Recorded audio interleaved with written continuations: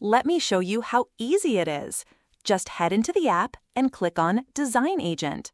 From there, tap Script to Storybook.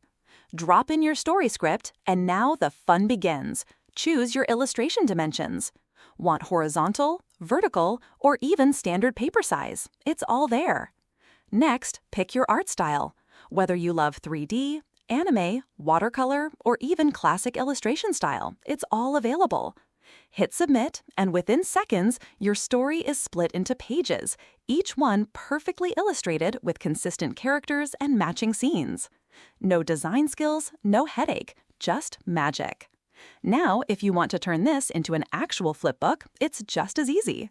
Click Create Flipbook, select your story, and hit Create Book.